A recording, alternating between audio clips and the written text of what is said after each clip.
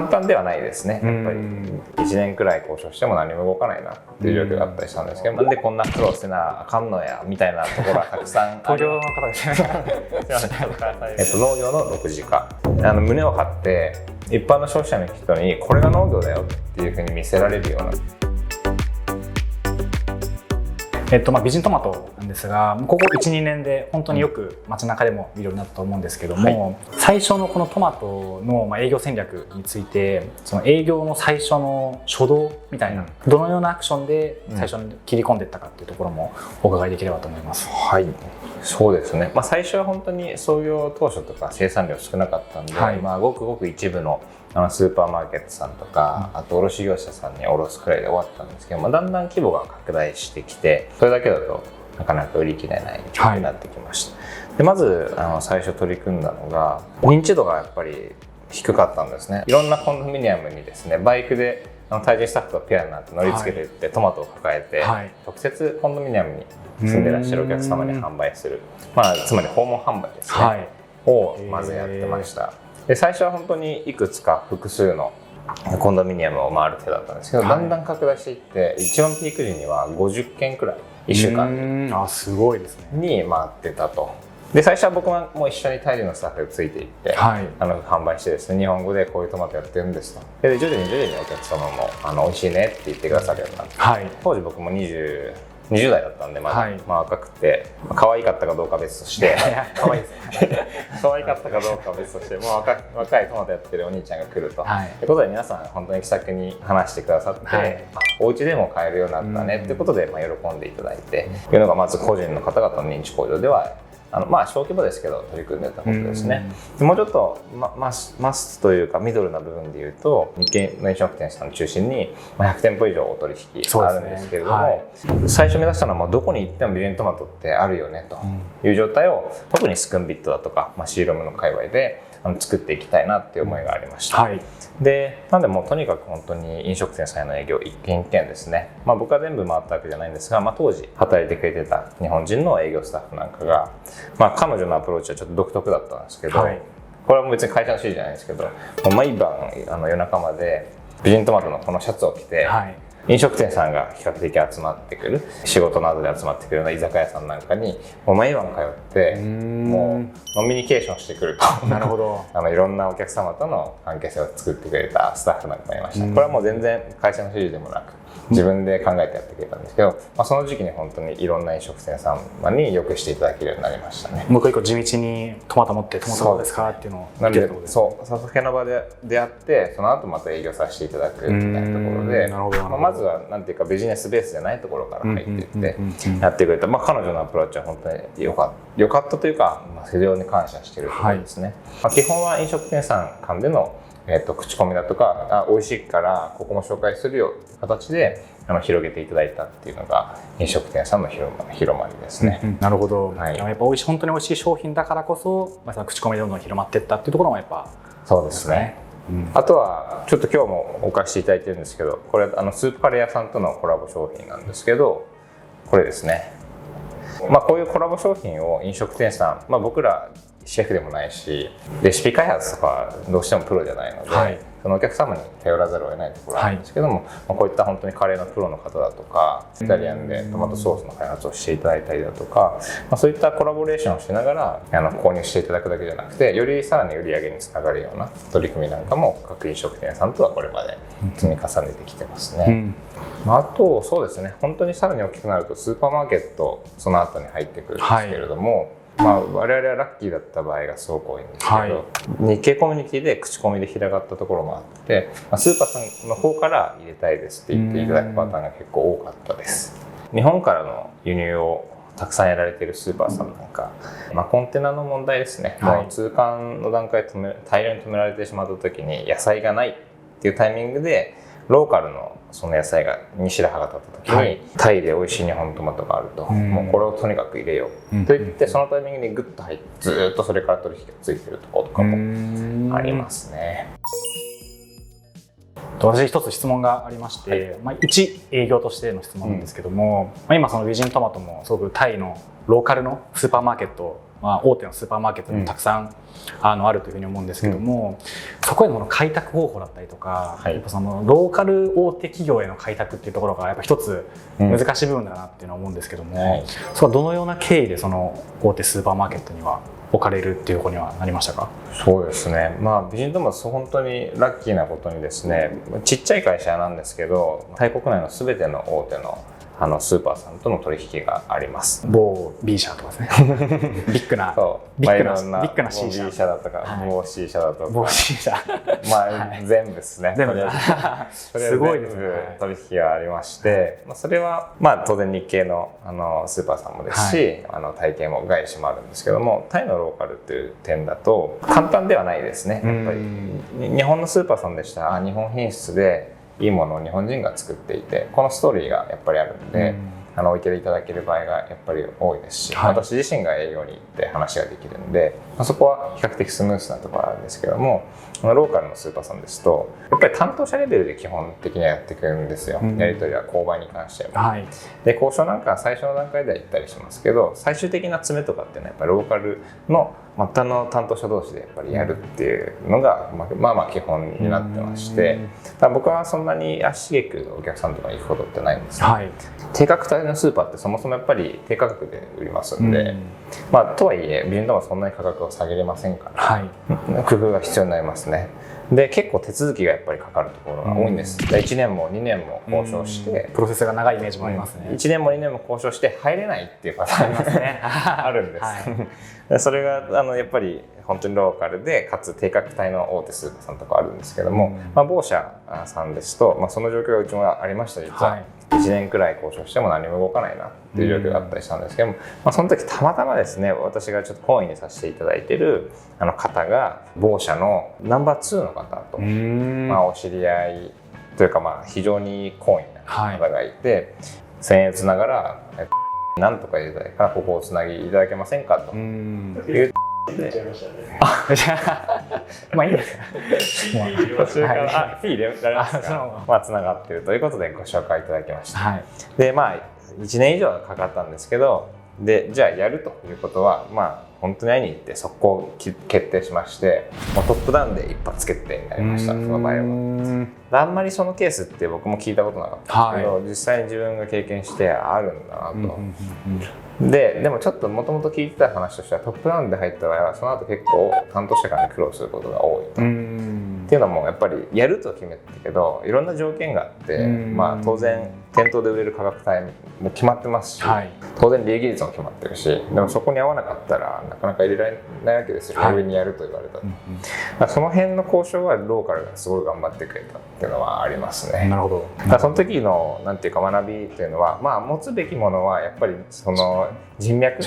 ていうのはやっぱり生きる時っていうのは本当にあるなって思いました。特にタイみたいな本当にすごく富裕層の方とか、ものすごく力を持っている方々時々いるじゃないですか、でそういう方に出会うことってなかなかないんですけれども、たまたま出会って仲良くさせていただいた際にはしっかりと大切にして生かすべきところでお願いさせていただくっていうのはやっぱりタイでビジネスをやる上では大切なことだなっていうのは非常に思いましたね。あと結果最後はローカル担当者同士の勝負になるんで、やっぱりここの力も僕もやっぱり現場ですけども必要だなと。なるほど。だからやれと上から言って終わりではなくて、本当は最後にここが待ってるっていうのは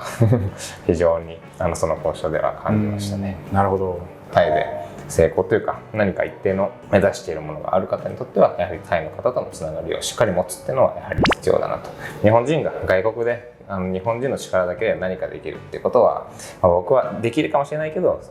できたとしても小さなことしかできないかなっていう気はしますね。では最後に美人トマトの今後の展開を教えてください。そうですね、今後なんですけども、まず今年冬、タイで冬と言われてもいつだよと思うと思うんですけど12月から3月くらいまでは冬、この間にですね一度大玉トマトですね、今まで美人トマトミニトマトだけで勝負してきたんですが、大玉トマトの試験栽培と一部うまく生産がいったものに関しては流通させるということをテストでやってまいります。この過程の中でしっかり品種を選定して栽培方法をしっかりと決めた上で、来年の冬からこれが成功したらですね本格的に大きなトマトの生産と販売を進めていきたいと思ってます。その次にですね、加工品ですね。美人トマトってほとんど一次産業の段階っていうか、一部そのトマトカレーやったりだとかトマトジュースやったりだとかっていうのはあるんですけれども、これも自分たちで生産してるわけではなくて、当然飲食店さんだとか、工場さんの方にレシピを提供した上で作っていただくという形でやってますので、まだ一次産業の色が強いんですね。理由はやっぱりミニトマトで勝負してるので、ミニトマトってのはあんまり加工に向かないですね。ちっちゃいですし、ヘタをたくさん取らなきゃいけないですから、大規模な加工品の製造とかにはなかなか向かないんですけれども、この大玉のトマトの栽培が成功して来年本格的に生産が始まってきたら、さらに大きな規模での加工品の開発に取り組んでいきたいと思います。もう一つ、美人トマトといったらトマトカレーだよねとか、トマト麺だよねとか、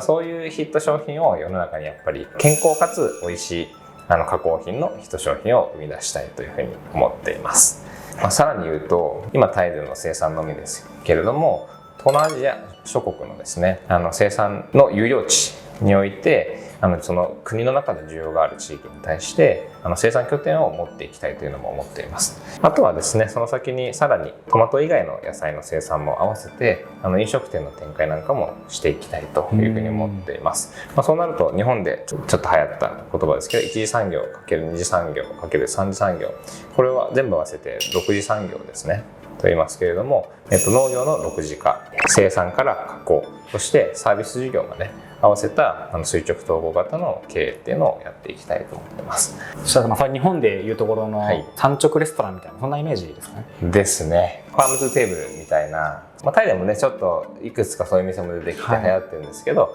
もう農業を生産している企業がサービス、飲食事業を展開するみたいな、ファームトゥーテーブルっていうコンセプトでの展開を考えてますね。いいですね、楽しみですね。私も観光農園、よくいちご狩りとか日本でも、行ったことがあるんですけども、そこでそのいちごの味は置いといて、そういったその経験を買っていったと楽しかったなっていうのはすごくあるんですけども、これ今回トマトもそういったことを目指されているとかってことですかね。そうですね。観光農園に関してはもうずっとタイでもやりたいと思ってまして、農場に来て実際に現場を見て、その作っているスタッフと触れ合って同じ作業をしてみて、でそこで作られているものを食べるっていう経験ってやっぱり特別じゃないですか。都会にいたらなかなかできないことで、やっぱりこの感動っていうのは消費者の人にはやっぱり味わってほしいんで、その観光農園っていうのはずっとやりたいなと思ってます。それがトマトが適しているかどうかっていうのはちょっとわからないんですが、実は今まで2回うちの農場にバンコクに住んでらっしゃる日本人の方をツアーで来ていただくという取り組みをやってまして、第1回は35人かな、大型バス1台貸し切ったんですけども。車で行かれたんですか？いえいえ、空港に飛んでそこから大型バスで、第2回が20名超25名くらいかなで、お子様連れのお客さんたち来ていただくんですけど、もう本当にやることはただ農作業なんですよ。一般のお客様にとっては特別な体験だと思うんですね。こういったその農業を体験化する取り組みっていうのはもっとやっていきたいと思ってます。理想としてるのは、それをしかも本格的な農業生産がある観光農園をやりたくて、タイだったらやっぱ観光農園のレベルってすごい低いんですね。なんか適当に作ったブドウがバーってなってて、ただ写真撮ると綺麗だけど、なんだろうこれ農業みたいな家庭菜園の延長みたいな感じが多いんですよ。例えばイチゴだったらタイの問題は農薬撒きすぎで、ストロベリーピッキングイチゴ狩りってやって取ってみたら舌がピリピリするみたいなのとかもありますし、胸を張って一般の消費者の人にこれが農業だよっていうふうに見せられるような観光農園っていうのを、やっぱり日本の技術を本当に集約してタイのいい土地でアクセスしやすい場所で、できれば日本のそのモデル観光農園みたいな、東南アジア熱帯地域に対して日本はこれを出しますみたいな観光農園を作っていきたいなと思うんですが、まだ着手できてないところですね。ステップバイステップになりますけれども、最終的には本当にお客様に最後に物をご提供するサービスの部分にも入っていきたいというふうに考えています。迫田さん、見ている方、視聴者の方にメッセージをお願いします。はい、なんかいろいろ今日お話したんですけど、総じてやっぱ僕はタイが大好きですし、タイの人が大好きですね。なんで、今日動画見てくださっている皆さタイに関心がある方だとか、特にこれからタイに来て働いてみたいとか思われている方いると思うんですが、僕はめちゃくちゃ大賛成というか超おすすめです。タイ自体は本当に日本人の方も多いですし、住みやすいですし、食生活もなるだけこっち来たらタイの料理食べたらいいと思うんですけど、食べようと思えば日本食だとか美味しいイタリアン、いろんな美味しいものは特にバンコクなんかありますから、食生活にもやっぱり日本から来ても困らないですね、全く。あとはやっぱり人がやっぱり本当にいいです。いろんな良いところ悪いところ当然どの人種でもあると思うんですけども、タイの方は礼儀正しいですし、とっても親切だし、思いやりが深いですよね。適当にこちらが外国人が使ったら向こうもやっぱり適当に来ます。だけどそこをしっかりコミュニケーションをとって気にかけてあげたらものすごく答えてくださる方々だと思ってます。なのでタイの人と働くっていうのは大変なことも当然外国人なんであるんですけど、総じていいことがたくさんありますね。タイで働くこと、タイで生活すること、大変なことたくさんありますし、僕みたいに事業立ち上げてチャレンジとかなると本当になんでこんな苦労してなあかんのやみたいなところはたくさん同僚の方ですね。すいません、ちょっと関西弁になっちゃうはあるんですけど、タイで働く、タイで生活するっていうのは僕は本当にとってもおすすめですね。ですので悩まれている方いたらぜひね、仕事してみてほしいと思いますね。今こちら美人トマトさんのオフィスで撮影をしているんですけども、トマトはここのオフィスでも買えますか？はい、こちらでもウォークインというかですね、事前に行っていただけると確実にあるんですけれども、トンローの駅から歩いて7分くらいですかね、5分か7分くらい、早い方だったら5分くらいで着くと思うんですけど、着いちゃいます。スクンビット36の住宅地の中にありますんで、事前に美人トマトの LINE オフィシャルのアカウントがありますんで、そこに登録していただいてご連絡いただければ確実に商品を用意しておきます。はい、予約しなくても来ていただいて買える場合もあるんですが、ちょっと売り切れの場合もありますんで、なるだけ事前予約していただけたら、もうそのまま歩いてでも車でもバイクでも来ていただいたら商品をお買い求めいただけます。はい、このチャンネルでは海外で生活する、働くをテーマに毎週動画を配信しています。チャンネル登録、高評価よろしくお願いします。バイバーイ。